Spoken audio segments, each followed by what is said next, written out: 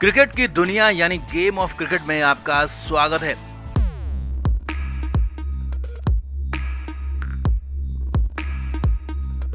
Team India super 4 का दूसरा मुकाबला भी हार गई और फाइनल की दौड़ से लगभग बाहर हो गई है। लेकिन इस दूसरे मैच को भारत की हार से ज्यादा श्रीलंका के कोच की चीटिंग, धोखेबाजी, बेईमानी के लिए याद रखा जाएगा। और ये वही पागल कोच हैं जिन्होंने पिछले साल भारत के इंग्लैंड दौरे पर भी धोखेबाजी के सारे नियम कायदे तोड़ डाले थे और यहाँ भारत श्रीलंका लाइव मैच में चीटिंग कर दी, जिस पर खासा बवाल भी मच गया।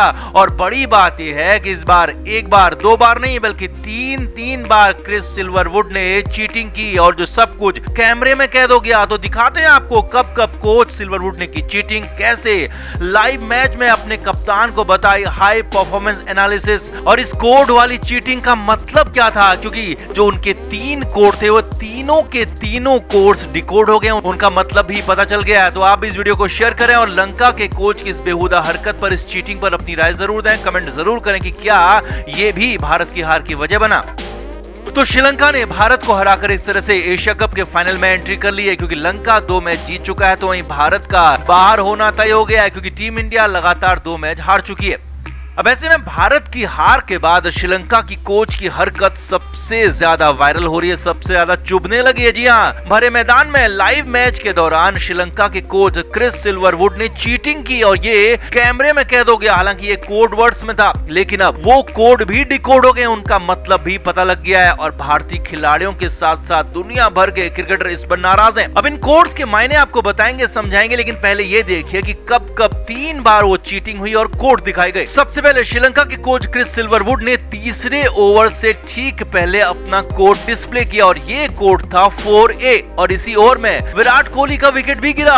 मधुशंका के तीसरे ओवर से ठीक पहले कोच ने चीटिंग की थी और विराट कोहली के लिए खास प्लान बनाने के लिए कहा था और लंका के कप्तान शनाका ने वही किया जो कि कोच ने बाहर से कोड में बताया और फिर उन्हें विराट कोहली का विकेट भी मिल गया। दूसरी बार लंका के धोखेबाज कोच ने 14वें ओवर से ठीक पहले दूसरा कोड डिस्प्ले किया और इस बार ये कोड था 4C। कप्तान शनाका ने इसी कोड के साथ बॉलिंग चेंज की और खुद ही बॉलिंग करने आ गए। अब जब ये कोड दिखाया गया तो इसी ओवर में श्रीलंका को सूर्य कुमार यादव का विकेट भी मिल गया। जी हाँ, लगातार 2 बार सिल्वरवुड की कोडिंग काम कर रही थी, सिल्वरवुड की चीटिंग यहाँ पर काम कर रही थी। तीसरी बार इसके अगले ही ओवर से ठीक पहले एक बार फिर से कोच सिल्वरवुड ने चीटिंग की, धोखेबाजी की और फिर से कोड दिखाया और इस बार ये कोड था 4D और इस बार महेश तीक्ष्णा को बॉल थमाई गई। अब इस दौरान हार्दिक पांड्या मैदान में थे और ये कोड देखकर वो मैदान में खासे नाराज भी हुए थे और हार्दिक ने मैदान में ऋषभ पंत से बात की थी, जो कि स्टंप माइक में सुनाई भी दिया था और पंत को संभल कर खेलने के लिए कहा था। हालांकि तीसरी बार सिल्वरवुड का प्लान नहीं चला, सिल्वरवुड की चीटिंग काम नहीं आई और कोई विकेट यहाँ पर लंका को नहीं मिला। लेकिन 3 बार धोखेबाज सिल्वरवुड ने लाइव मैच में चीटिंग की और कप्तान को अपने कोड्स में इंस्ट्रक्शन दिए। अब ये कोड भी डिकोड हो गए, क्योंकि ये कोड बॉलिंग चेंज के लिए बने हुए थे और श्रीलंका के कोच सिल्वरवुड की इन कोडिंग में 4 से मतलब था 4 ओवर करने वाला गेंदबाज, यानी कि जो गेंदबाज फुल टाइम गेंदबाज है और 4 ओवर का कोटा पूरा करेगा उसके लिए 4 कोड था। और अगर यहाँ पर छठा गेंदबाज होता तो उसके लिए पहला वाला कोड यहाँ पर 2 रखा गया था, यानी कि उसके लिए 2 का इस्तेमाल होता। आगे देखिए,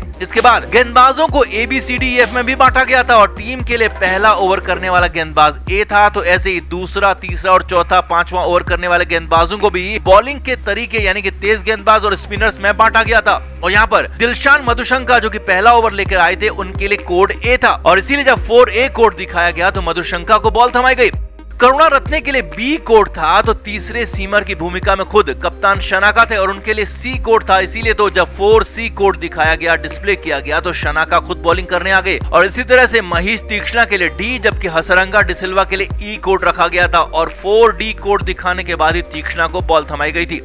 ये सारी की सारी प्लानिंग कोच ने काफी पहले कर ली थी और चलते हुए मैच में भारतीय बल्लेबाज किस बॉल पर कितना आगे या फिर पीछे जा रहे हैं, किस बल्लेबाज को किस गेंदबाज से दिक्कत हो रही है, ये सब कुछ लाइव मैच में एनालिसिस हो रहा था। और मैच के दौरान ही इसको फिर से डिकोड करके पागल कोच सिल्वरवुड अपने कप्तान शनाका को बता रहे थे और भरे मैदान में अंपायरों के सामने, रेफरी के सामने, दर्शकों के सामने खुली चीटिंग हो रही थी, बेईमानी हो रही थी। और यही नहीं, कोच सिल्वरवुड तो दीपक हुडा को नॉट आउट देने पर भी खासा नाराज हुए थे, अंपायर तक से भिड़ गए थे। अब हालांकि भारत की हार में इन कोर्स का कितना योगदान था ये तो हम नहीं कह सकते, लेकिन हाँ इतना जरूर है कि लंका के कोच ने चीटिंग करके क्रिकेट को बदनाम किया और सिल्वरवुड पहले भी इंग्लैंड के कोच रहते हुए ऐसा कर चुके हैं। तब सिल्वरवुड की खासी आलोचना हुई थी और तब कप्तान एन मॉर्गन ने सिल्वरवुड का बचाव भी किया था, लेकिन यहाँ एक बार फिर से सिल्वरवुड ने वही किया और वही कोड यहाँ पर एक बार डिकोड हो गए। तो आपका इस पूरे मामले पर क्या कहना है, कितना सही है कितना गलत है, कोच का ये तरीका कि वाकई में चीटिंग है या फिर कुछ और, कमेंट करके आप भी जरूर बताएं, वीडियो को शेयर भी करें। तो सुपर 4 के इस मुकाबले में टीम इंडिया को 5 विकेट से हार मिली। हालांकि टीम इंडिया लड़कर हारी, आखिरी ओवर तक मैच का रोमांच रहा, लेकिन कुछ गलतियां ऐसी रही जो कि भारत पर, टीम इंडिया पर भारी पड़ गई। पाकिस्तानियों को जीत मिल गई। सुपर 4 में टीम इंडिया अपना पहला मुकाबला भले ही हार गई, हालांकि अभी भारत के फाइनल में पहुंचने के रास्ते बंद नहीं हुए, क्योंकि अभी तो 2 मैच और हैं और दोनों ही मैच जीतने पर पूरे चांसेस फाइनल में पहुंचने के। लेकिन ये बड़ा मैच था क्योंकि मुकाबला पाकिस्तान से था और ये कप्तान रोहित शर्मा भी जानते हैं और इसीलिए तो हिटमैन ने मैच जीतने के लिए हर कोशिश की, लेकिन नाकाम रहे और मैच हार गए। तो रोहित शर्मा इमोशनल हो गए, रुआंसे हो गए, ये कैमरे में कैद भी हो गया। अब जैसे ही अर्शदीप की 5वीं बॉल पर इफ्तिकार ने शॉट मारा तो पाकिस्तानी बल्लेबाज दौड़ पड़े रन के लिए और 2 रन ले लिए और 5 विकेट से पाकिस्तानियों को बड़ी जीत मिली।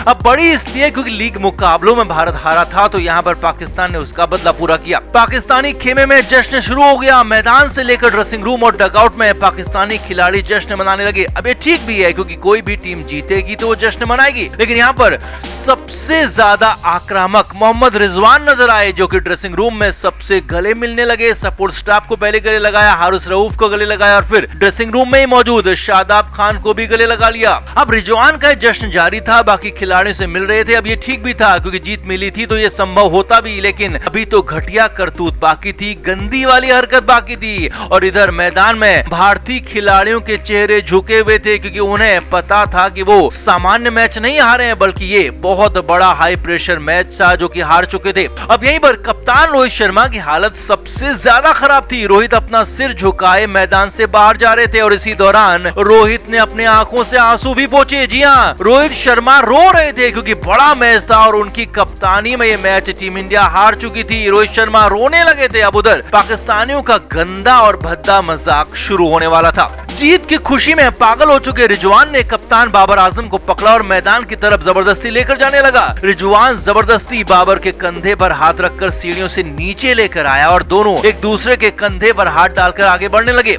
अब इस सब कुछ ठीक था, लेकिन इसके बाद जो हुआ वो बेहुदा था, बेहद ही शर्मनाक था और इसे दुनिया भर में गलत बताया जा रहा है। मैदान में भारतीय खिलाड़ियों की हालत पर रिजवान ने कुछ ऐसा इशारा किया। जी हाँ, यही वो इशारा था, यही वो हरकत थी और यही वो पाकिस्तानियों का बेहुदा जश्न था जिस पर बवाल मच गया। क्योंकि जश्न तो सभी मनाते हैं, लेकिन यहाँ पर हार चुकी भारतीय टीम पर खासतौर पर रुआंसे हो गए। रोहित शर्मा पर कीचड़ उछाला जा रहा था, हाथों से उंगलियों से इशारा करके रिजवान ने कुछ ऐसे रोहित और भारतीय टीम का मजाक उड़ाया और बेहद गंदे तरीके से रोहित शर्मा पर भारतीय टीम पर हंसने लगे थे। अब यहाँ कप्तान बाबर आजम ने पूरी तरह से रिजवान का साथ तो नहीं दिया, लेकिन हाँ, बाबर ने रिजवान को रोका भी नहीं और रिजवान जीत के नशे में चूर होकर घमंड में गले तक डूब कर कुछ ऐसी हरकतें करने लगा था। रोहित शर्मा की तरफ भारतीय खिलाड़ियों के मुरझाए चेहरों की तरफ देखकर इशारा किया और बेहद गंदे तरीके से, बेहुदा तरीके से हंसने लगा था, भारतीयों का मजाक उड़ाने लगा था और साफ साफ देखा जा सकता था कि रिजवान बाबर से कह रहा था कि देखो भाई, इनकी हालत देखो, इन्हें देख लो, ये जीत वाले थे लेकिन अब इनकी हालत अब देख लो, हारने के बाद इनकी कैसी हालत है। और कुछ ऐसा ही इशारा रिजवान ने वहां पर भारतीय खिलाड़ियों की तरफ किया। क्रिकेट के हर नए अपडेट के लिए गेम ऑफ क्रिकेट को सब्सक्राइब करें और उसके बाद बेल आइकन को प्रेस करना ना भूलें ताकि सिर्फ आपको मिले गेम ऑफ क्रिकेट की हर खबर सबसे पहले।